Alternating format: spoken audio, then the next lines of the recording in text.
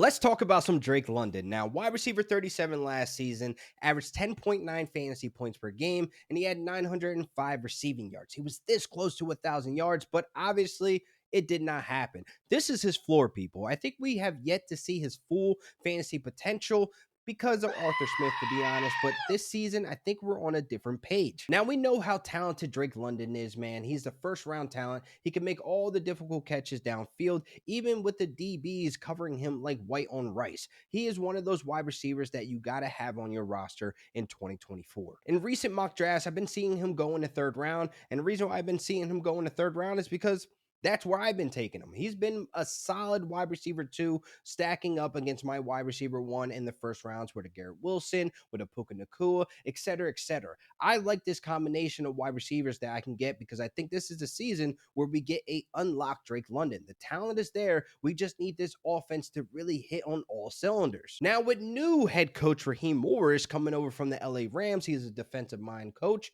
but he is bringing over some of his homies from LA like Zach Robinson as the new offensive coordinator. Now, he spent some time with Sean McVay, 5 seasons over there, so he's obviously been over there as a QB coach, the passing coordinator. So there's something that he's going to bring over from Sean McVay's system where he can instill into this Falcons offense. It's always good to come from a Sean McVay's tree because all the coaches that kind of been under Sean McVay have found success elsewhere. So bringing in Zach Robinson was such a great move by Raheem Morris, and I think he can get this offense balanced to where the passing game and running game can possibly coexist, and we have a great balanced Atlanta Falcons offense where this means more fantasy points for the wide receivers, for maybe Kyle Pitts. I'm just going to throw that out there. But more importantly, Drake London. I think you have this first round talent in Drake London. You have this talented wide receiver that can do a little bit of everything. I think this is a great weapon for Zach Robinson to truly unlock.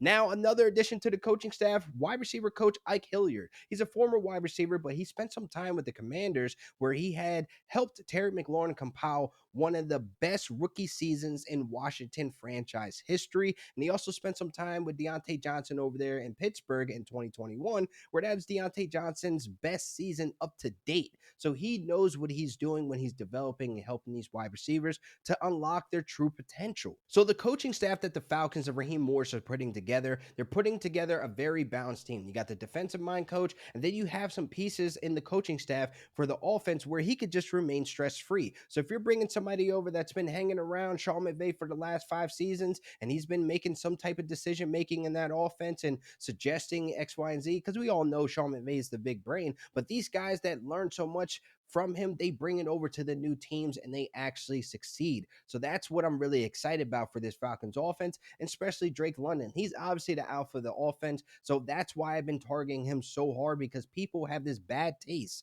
in their mouth about Drake London, about this Falcons offense, which is understandable. But the biggest question mark here, all this doesn't matter if they don't have a quarterback. So obviously that is the biggest question mark going into this next season, going to this offseason. You got the draft, you got free agency, got a lot of things that still need to happen. But right now, I'm buying low on Drake London. I'm going to acquire him at all costs when it comes draft day and redraft in August, July, June. It doesn't matter. Drake London will be on my roster in 2024.